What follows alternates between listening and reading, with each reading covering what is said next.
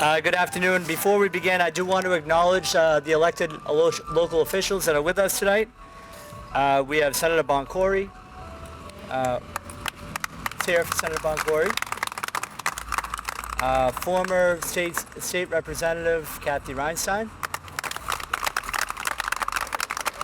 City Council President Anthony Zambuto, Councilor Jerry Visconti. You'll be hearing from him in a little bit, Councilor Steve Morabito,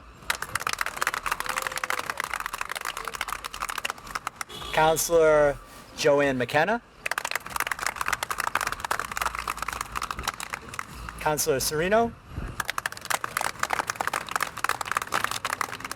School Committee members Mike Ferranti, School Committee member Stacey Rizzo,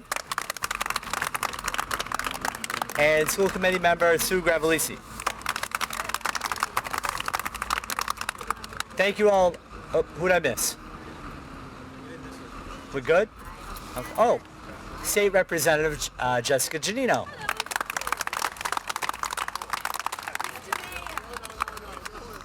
Oh, of course.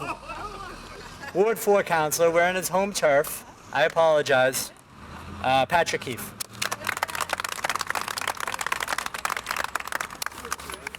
So thank you all for being here today.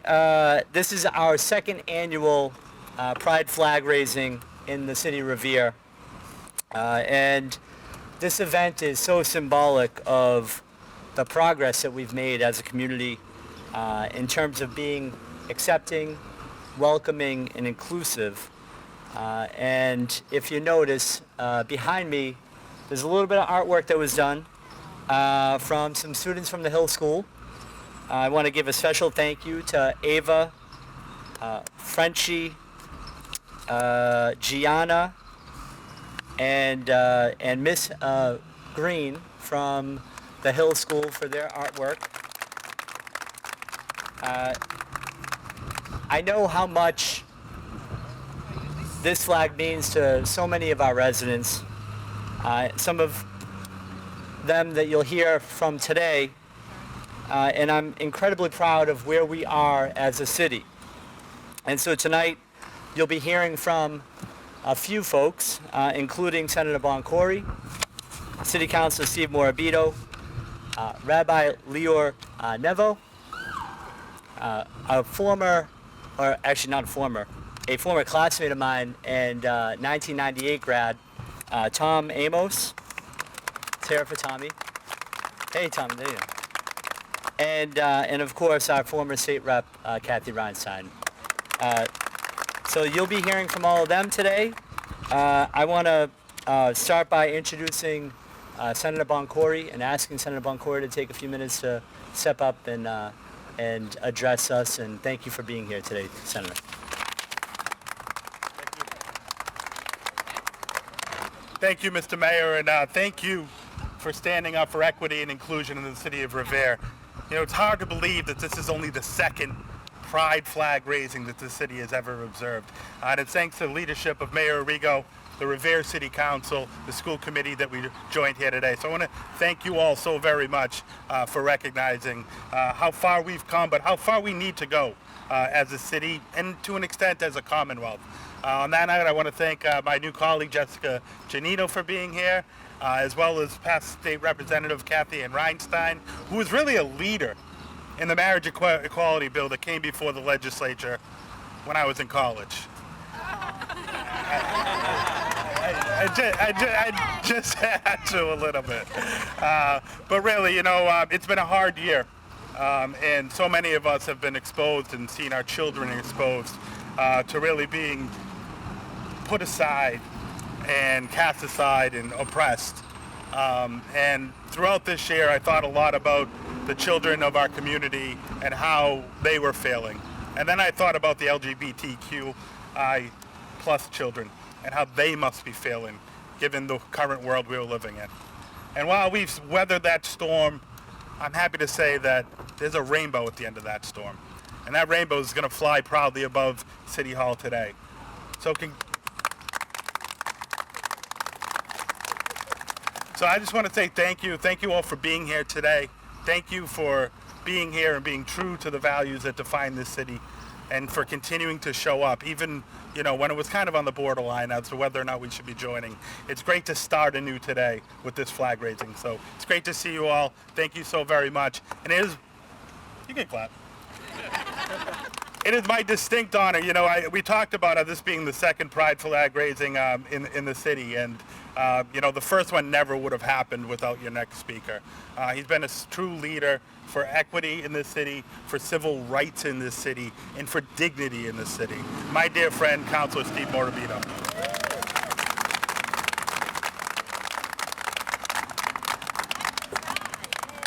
Thank you. Is it hot enough for you guys? I want to thank you and welcome you to the second annual LGBTQ Pride flag raising. So give yourself a round of applause. So more than 20 years ago, whoa, who needs notes, right? No matter what event I have, if it's a fundraiser, I either leave the notes home or it gets lost. Oh, thank you. I don't need it. So more than 20 years ago, I would have been clinging onto a closet in fear if I knew I would have been hosting a LGBTQ flag raising ceremony. Because back then, I was pretending to be someone society wanted me to be. I wasn't who I wanted to be. Basically, I tried living up to the expectation and tried living the traditional lifestyle that friends, family, and co-workers were. Didn't work. I was being a poser. I was being fake. I couldn't be my true self. Practically, the truth is, I was a prisoner in my own body. And I was too concerned with disappointing my family and concerned about people shaming me and not being accepted. So I knew once I came out of the closet, there was no turning back. So here I am, as a gay man, proudly hosting this LGBTQ flag raising with all of you. So thank you.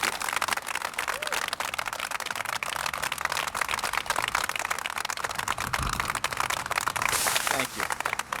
I'll tell you, there's nothing more lonely and more terrifying than feeling trapped in your own body. More importantly, not feeling heard. Our next speaker was that voice for the LGBTQ community. She stood for marriage equality. She fought for marriage equality. She was an ally of the LGBTQ community because she knew it was the humane thing to do. She did it when it wasn't a popular political issue. She did it because she knew it was the right thing to do. She knew love is love. So, without further notice, it is my distinct pleasure, my honor, to introduce an ally of the LGBTQ community, someone who hit a home run. She helped pass marriage equality in Massachusetts, a policy that trended worldwide. So, without further ado, here, former state rep Kathy Ann Rhinestone.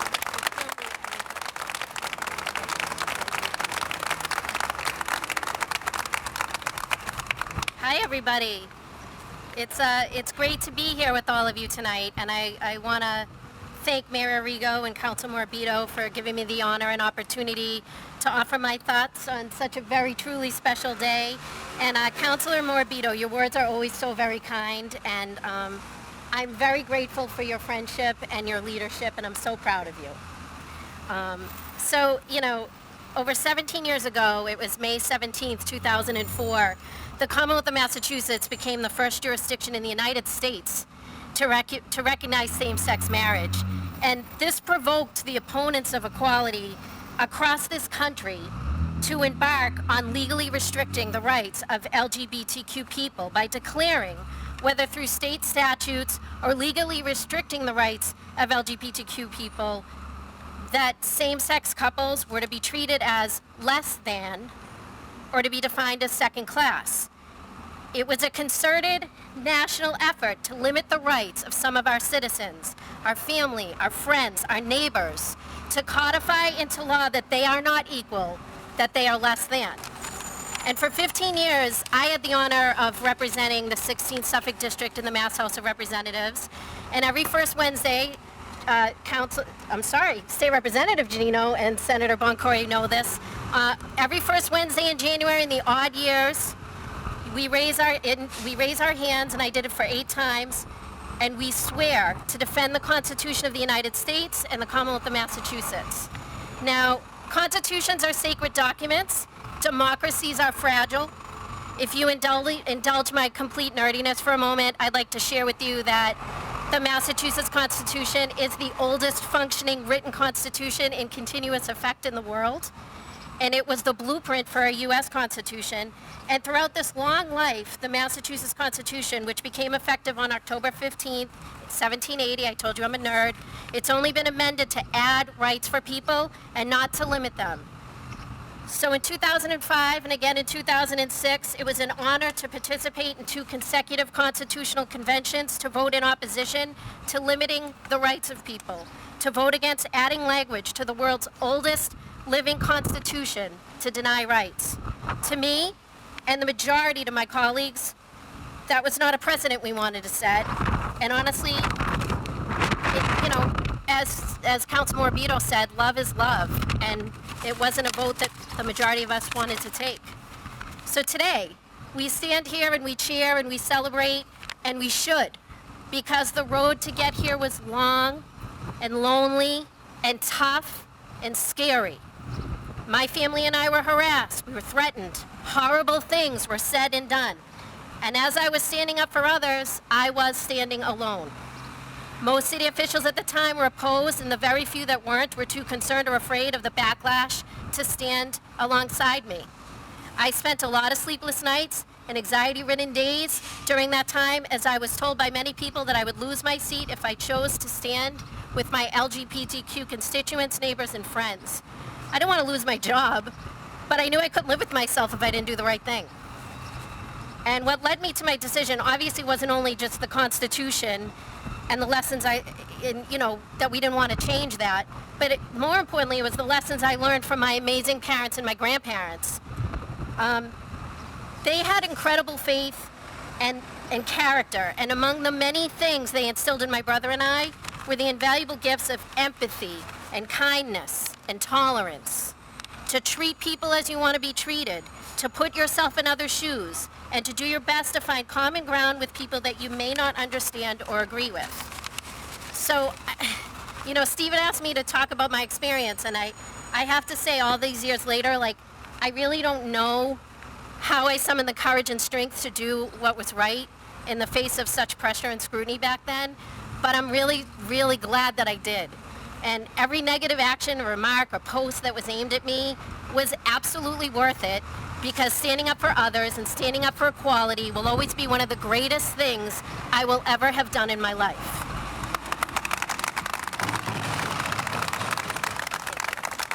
And I'm eternally grateful for the kindness of strangers who are now friends, who risk their own personal safety and sanity to support me and my then controversial stance. And I'm humbled by the countless amount of people who have shared their personal stories and lent me a shoulder and a hand. I knew then and I know now that any negativity that I endured during that time pales in comparison to the pain and the suffering that many in the LGBT community continue to endure. And as we stand here today, rights of various groups are being denied across this country. Racism and violence is happening all over the world and here in this city. Doing what is right versus doing what is easy is hard, and it's scary, and it's always worth it. And today's ceremony is testimony to that.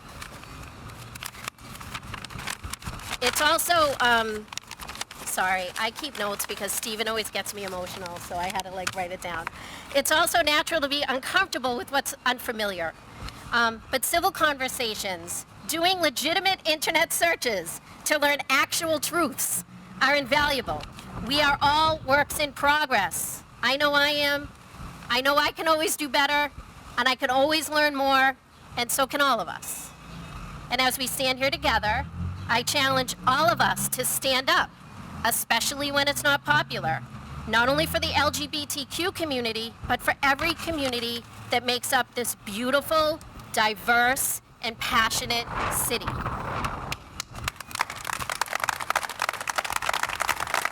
And in that way, we can form, as the preamble of the United States Constitution says, a more perfect union. Not perfect, more perfect. Always a work in progress. So, we have more in common than we all think. And all we have to do is to remember to put ourselves in other shoes and treat others as we want to be treated. And I'm really honored to be here, and thank you, Stephen, again, and thank you for listening. Happy Pride, and God bless America.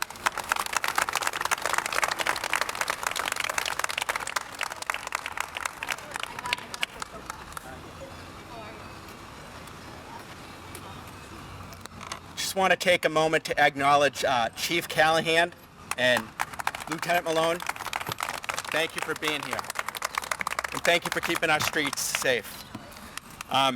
Right now, our next guest is part of Hebrew Senior Life, Rabbi Lior Nevo.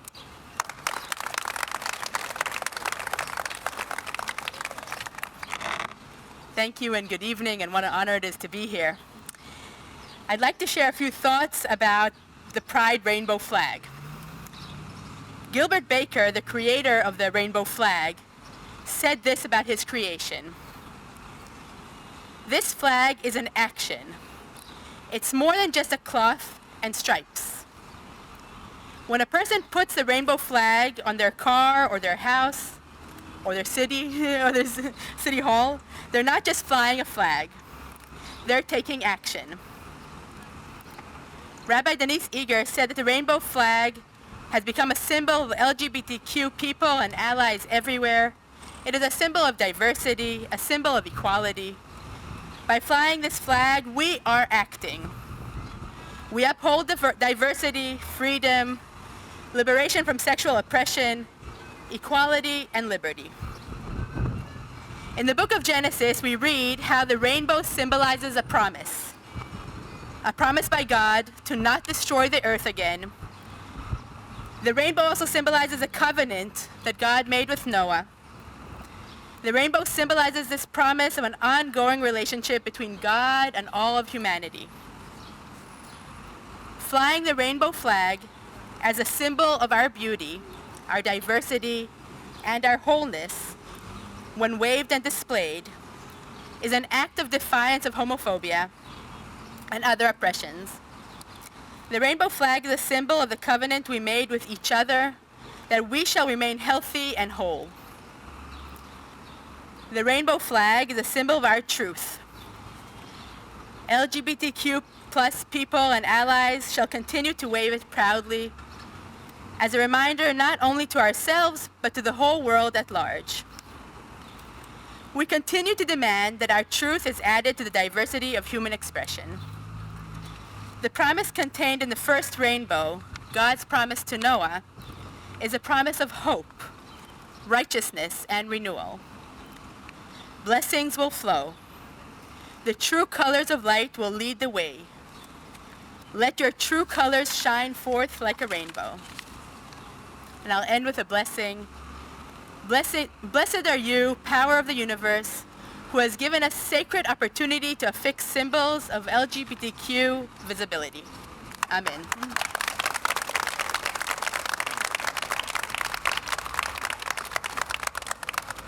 I want to recognize someone else who's in the audience, but before I do that, I just want to thank the Haas family for being here.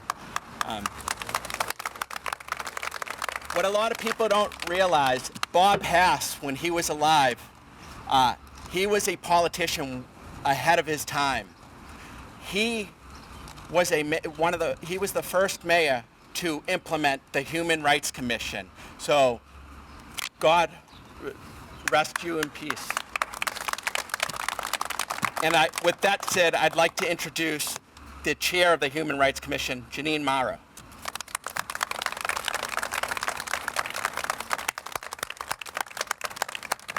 And I would like to thank the mayor for reinstating it. So thank you, Mr. Mayor.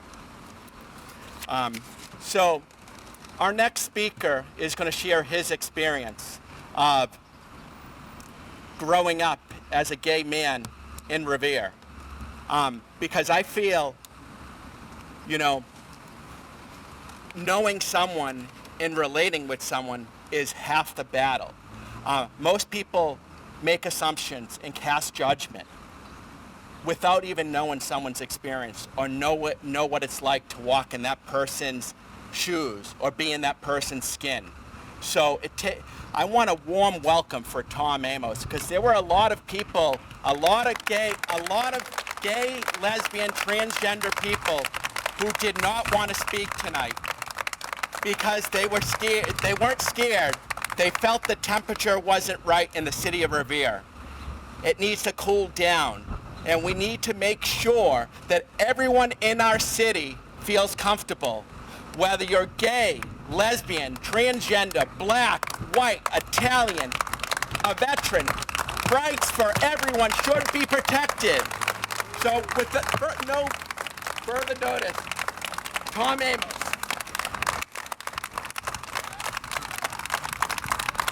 Thanks, Steve. Thanks, everyone. I grew up in Revere, and I did not come out until I was in college. So I didn't come out when I lived here. But growing up, I did not really think about being gay, but I knew I was different. And my parents enrolled me in all of the typical boy things that they thought I should do. I played soccer and baseball and basketball, and I was better at some than others, and I was not good at some.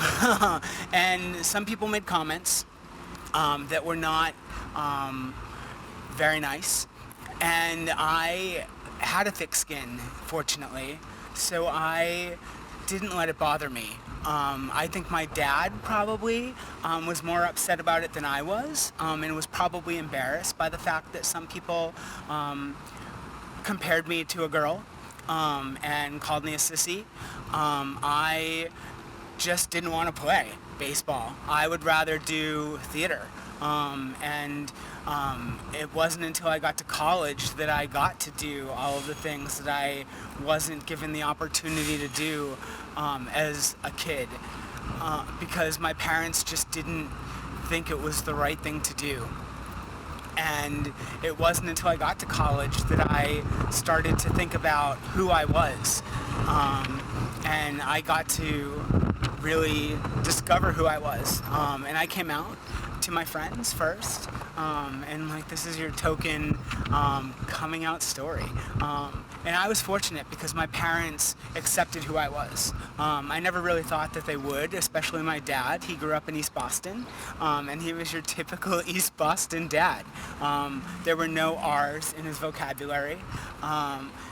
There was dis and dat and dem and does. And he was, from my perception, as close-minded as you could be. But when I told him I was gay, he just cried and then said, "I love you," no matter what. And I was really fortunate.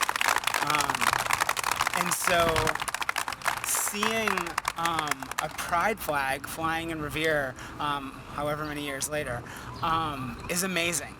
And if I were little Tommy Amos now, I would probably have the opportunity to think about who I was a lot sooner, and be able to study theater as probably an 8-year-old. And I was the associate producer at North Shore Music Theater. And I saw so many little kids be who they wanted to be. And get to do all of the things that I didn't get to do as a child. And they were who they were. And I was amazed to see that. And a lot of people think Pride is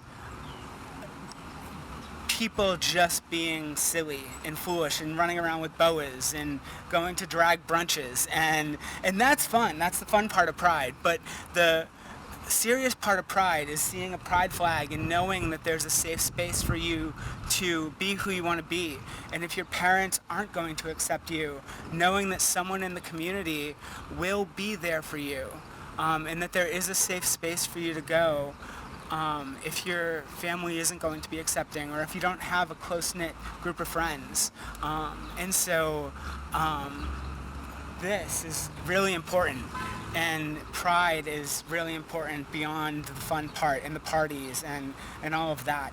And so this is amazing that Revere is moving in that direction so that our students and the kids in our community know that they have a space to go to. I was fortunate. I didn't ever feel alone and I had a thick skin, but some kids don't, and they don't feel like they're supported. So thank you. I won't keep talking, but yes, thank you.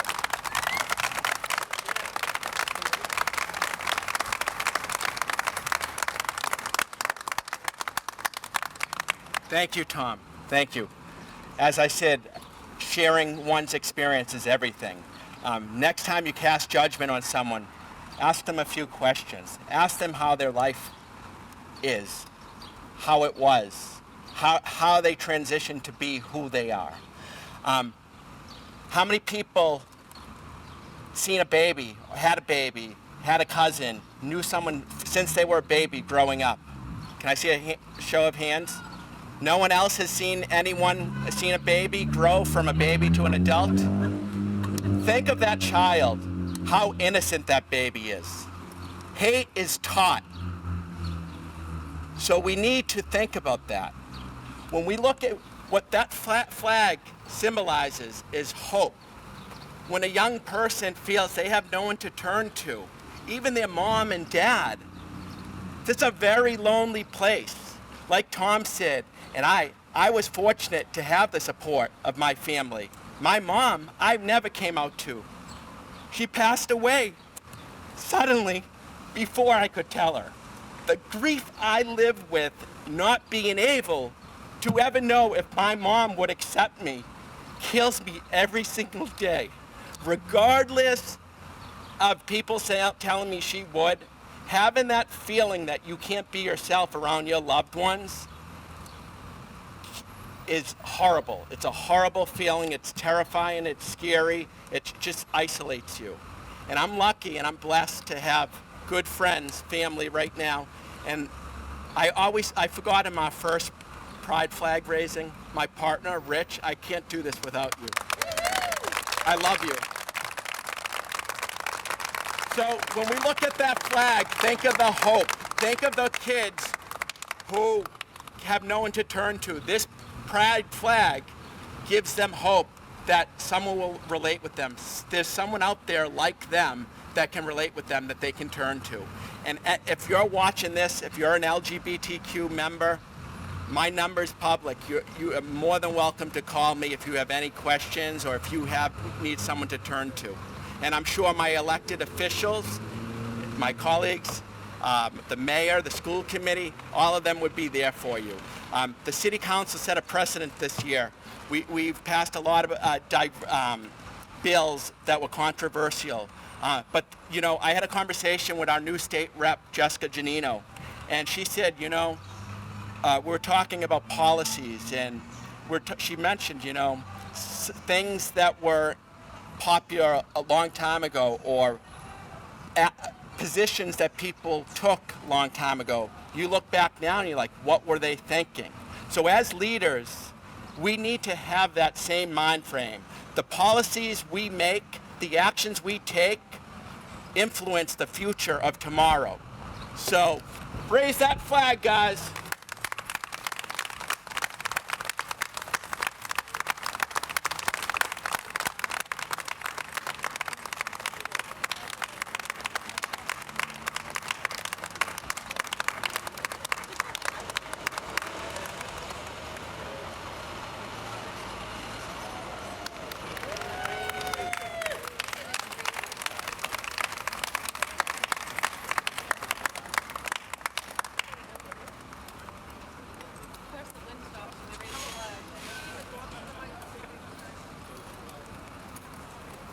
Thank you guys for raising that flag, and thank you everyone for attending our second annual LGBTQ Pride flag raising.